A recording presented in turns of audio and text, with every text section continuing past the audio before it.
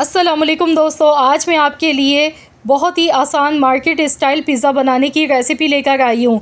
आज मैं आप लोगों के साथ ऐसा तरीका शेयर करने वाली हूँ कि यकीन मानिए इस वीडियो को देखने के बाद आपको भी अपने बाएं हाथ का खेल लगेगा पिज़्ज़ा बनाना बग़ैर ओवन के, और बहुत ही आसानी से किस तरीके से कम बजट में रहते हुए सिर्फ़ 1 किलो मैदे के साथ 3 लार्ज पिज़्ज़ा बना के हम तैयार करेंगे।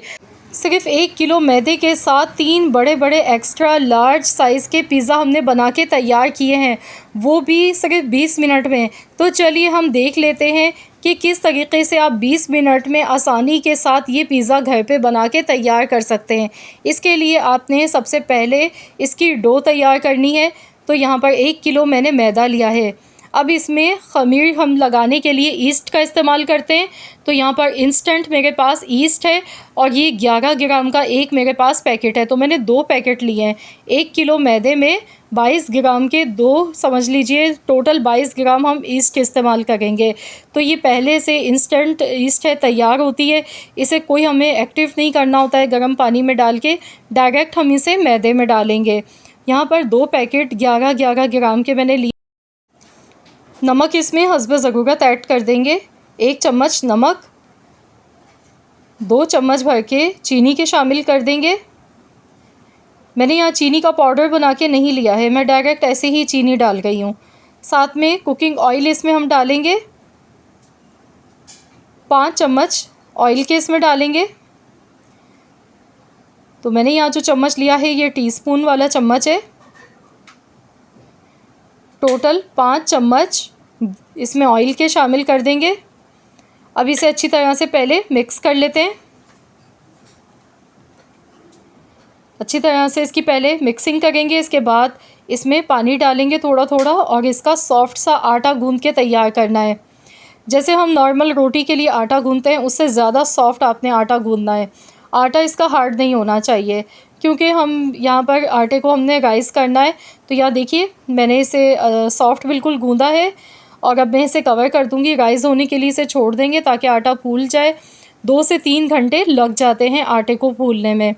तो जब तक कि आटा हम रख देते हैं किसी भी गर्म जगह पर। मैंने इसे अलमारी में रख दिया था ताकि ये जल्दी से फूल जाए, राइस हो जाए। या तो फिर आप चाहें तो ओवन में भी, माइक्रोवेव में भी इसे रख सकते हैं ताकि इसे हीट मिले। तो गर्म जगह पर रखने से ये होता है कि जल्दी से आटा राइस हो जाता है। अब एक पैन में मैंने यहाँ पर 1 टेबल स्पून कुकिंग ऑयल लिया, 1 टीस्पून पिसा हुआ लहसुन अदरक का पेस्ट। इसके साथ मैंने बोनलेस चिकन ली है, आधा किलो बोनलेस चिकन है। चिकन की छोटी छोटी सी बोटियाँ बना के ली हैं। अब चिकन को अच्छी तरह से फ्राई कर लेंगे। लहसुन अदरक के पेस्ट के साथ चिकन को हमने पहले अच्छी तरह से फ्राई कर लेना है। तो यहाँ हम चिकन टिक्का बना के तैयार कर रहे हैं। आज जो हम पिज़्ज़ा बना रहे हैं तो ये चिकन टिक्का फ्लेवर इसमें हम देंगे। नमक थोड़ा सा हस्ब ज़रूरत इसमें डाला है मैंने, और 1 टीस्पून भर के धनिया पाउडर, 1 टीस्पून कुटी हुई लाल मिर्चें, हल्दी थोड़ी सी डाली 1/4 चम्मच, पिसा हुआ ज़ीरा इसमें जाएगा आधा चम्मच, हाफ़ टी स्पून यानी कि हाफ़ टी स्पून काली मिर्च का पाउडर।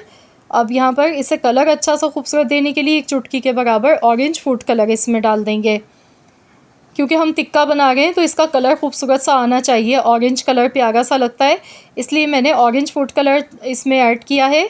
अब इसे अच्छी तरह से मिला लेंगे, सारे मसालों को मिक्स करेंगे, और चिकन को मज़ीद इसी तरह से हमने फ्राई करते जाना है।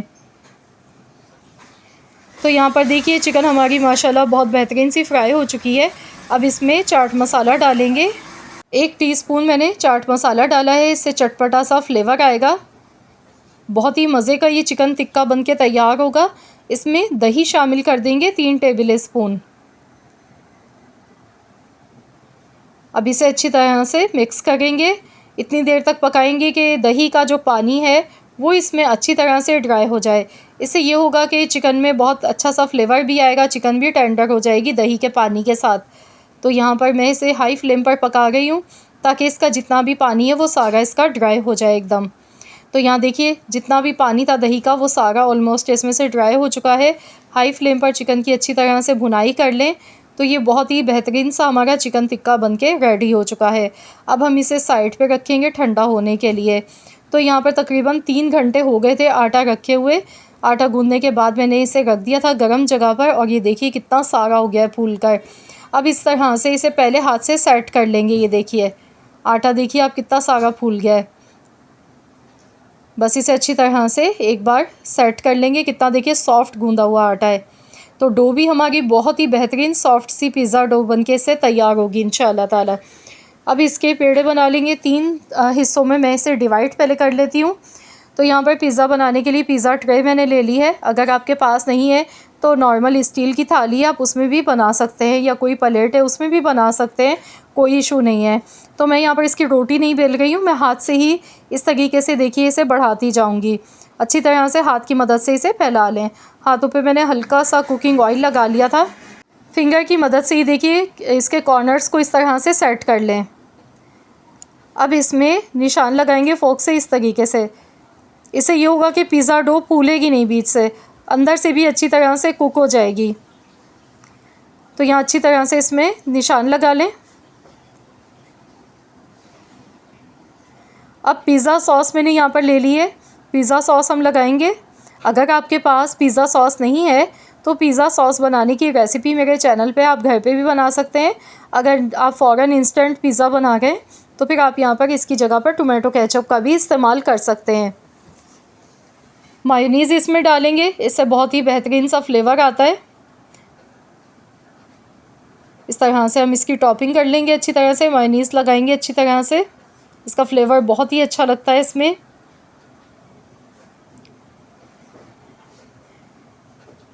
अब इसे चम्मच से अच्छी तरह से सब जगह फैला के लगा लेंगे, मिक्स करेंगे।